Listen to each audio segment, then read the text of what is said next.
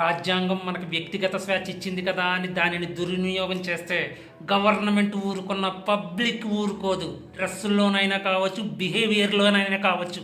అరే తమ్ముడు, నాకు చాలా కన్ఫ్యూజ్ గా ఉందిరా. శివాజీ గారు అనసూయ మధ్య మాటల యుద్ధం స్టార్ట్ అయింది కదా, ఎవరిది తప్పు ఎవరిది రాంగురా? అసలు చాలా కన్ఫ్యూజ్ గా ఉంది. దీంట్లో నాకు మైండ్ పనిచేయట్లేదు. చాలా మంచి ప్రశ్న అడిగేవరా. మన యొక్క ఆలోచన విధానం, వ్యక్తిగత స్వేచ్ఛ, సెల్ఫ్ కాన్ఫిడెంట్ వంటి విషయాలను ఈ యొక్క డిబేట్ తెలుపుతుందిరా. సో అయితే ఇది డ్రెస్ సెన్స్ కన్నా చాలా పెద్ద విషయం అని మనం అర్థం చేసుకోవాలి ముందు. విషయం చెప్పరా అంటే సోది చెప్తా బెటరా, పాయింట్కి రా. అరే, ఈ విషయంలో ఇద్దరిది తప్పు కాదు, అలాగని ఇద్దరిది రైటు కాదు. శివాజీ గారు సెల్ఫ్ కాన్ఫిడెంట్ అనేది కేవలం బట్టలు ధరించడం వల్ల మాత్రమే రాదు అనే చెప్పే ప్రయత్నం చేశారండి. ఆ ప్రయత్నంలో విలువలు, సంస్కారం అనే మాటలు వాడారు. అది చాలా మంచి మాటలు, బాగానే చెప్పారు. కాకపోతే అదే సందర్భంలో ఒక రెండు మాటలు కూడా అన్పార్లమెంటరీ వర్డ్స్ వాడారన్నమాట. అది వాడకూడదన్నమాట. అరే, నాకు తెలియక అడుగుతాను, ఆయన ఉద్దేశం బాగానే ఉంది కదరా, మరి ఆ రెండు మాటలు పట్టుకుని ఎందుకురా ఏలబడతారు? అరే, నువ్వు చెప్పింది కరెక్టేరా, ఉద్దేశం బాగానే ఉంది, కానీ వ్యక్తిగత డ్రెస్సింగ్ మీద జనరలైజ్ చేయడం పూర్తిగా తప్పురా. ఇది లోతుగా ఆలోచిస్తే గానీ తెలియదన్నమాట. చాలా విశ్లేషకులు, పెద్ద పెద్ద వ్యక్తులు దీన్ని విశ్లేషించి రాజ్యాంగం కోణంలో కూడా విశ్లేషిస్తేనే కానీ నీకు తెలియదు. ఈ విషయం పబ్లిక్కి అర్థం అవుతుంది. మంచి, చెడు, మానవత్వం, చాలా మంచి మంచి విషయాలు బాగా కనెక్ట్ అవుతాయన్నమాట. సో ఈ విషయాలన్నీ ఎక్కువ ప్రస్తావించింది ఎవరు? మన శివాజీ గారు ప్రస్తావించారు కాబట్టి పబ్లిక్కి తొందరగా కనెక్ట్ అయినాయి. అందుకే ఆయనకి పబ్లిక్లో మంచి పేరు వచ్చిందన్నమాట. అంటే ఆయనకి సపోర్ట్ వచ్చింది ప్రజల నుంచి. నేను ఎలాంటి డ్రెస్లు వేసుకుంటానో నా ఇష్టం అని అనసూయ అంటుంది. మరి దానికి మరి నువ్వెలా చెప్తావు? అది తప్ప రైటా? అనసూయ గారు చెప్పింది కూడా చాలా వ్యాలిడ్ పాయింట్ రా. ఎందుకంటే ప్రతి మనిషికి వ్యక్తిగత స్వేచ్ఛ అనేది బలమైందన్నమాట. రాజ్యాంగం అది కల్పించింది ప్రతి మనిషికి. దాన్ని ఎప్పుడైతే అతిక్రమించామో అప్పుడే సమస్యలు, ప్రాబ్లమ్స్ వస్తాయన్నమాట. శివాజీ గారు కూడా మహిళా కమిషన్ పిలవడానికి అదే కారణం. ఆ వ్యక్తిగత స్వేచ్ఛని విరుద్ధంగా చెప్పారు కాబట్టే మహిళా కమిషన్ పిలిచింది.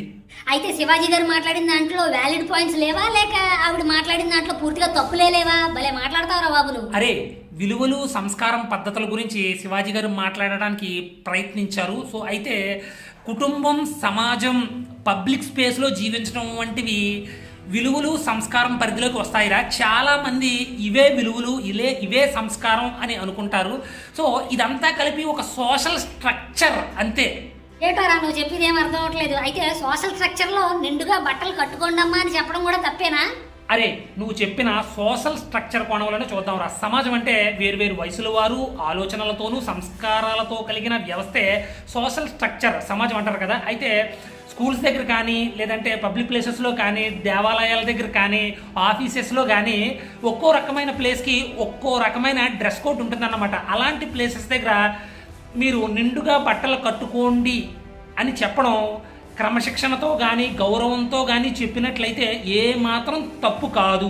ఈ ప్రదేశానికి తగినట్లుగా ఈ డ్రెస్సింగ్ ఉండాలి, ఇది సరైన మాట. వ్యక్తిగత స్వేచ్ఛ కోణంలో చూసినట్లయితే ఎవరి బట్టల మీద వాళ్ళను తక్కువ అంచనా వేయడం, అలాగే ఈ బట్టలు కడితే సమాజం చెడిపోతుంది, పిల్లలు చెడిపోతారు, అలాగే మోరల్ పోలీసింగ్ చేయడం.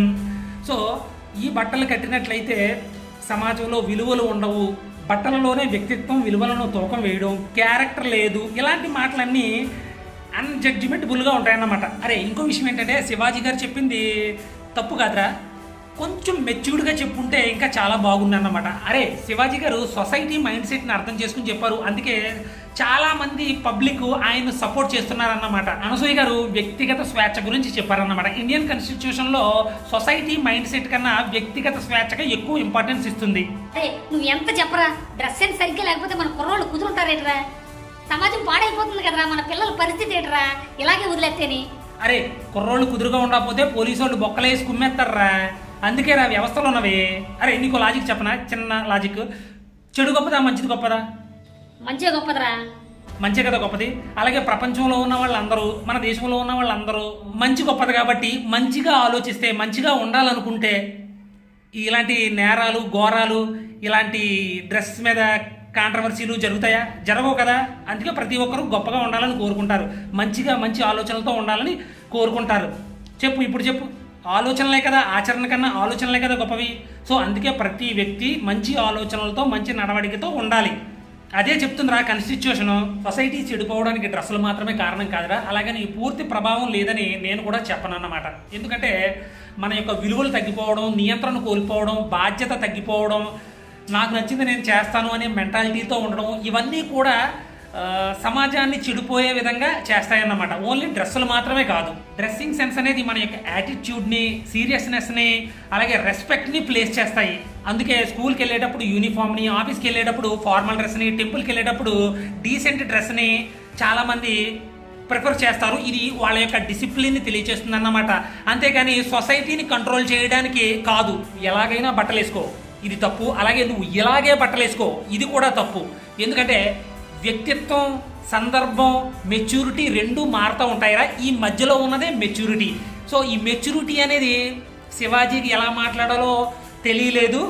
అలాగే ఏ సందర్భంలో డ్రెస్లో ఎలాంటి డ్రెస్సులు వేసుకోవాలో మన అనసూయ గారికి కూడా తెలియదు. అందుకే ఇద్దరిది తప్పు, అలాగే ఇద్దరిది రైటు.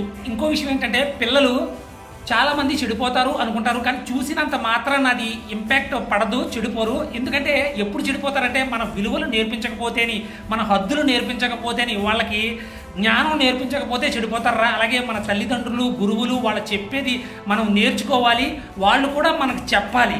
అప్పుడే మనం సరైన రీతిలో సక్రమైన మార్గంలో పెరగగలుగుతాం. చూసినంత మాత్రాన చెడిపోము.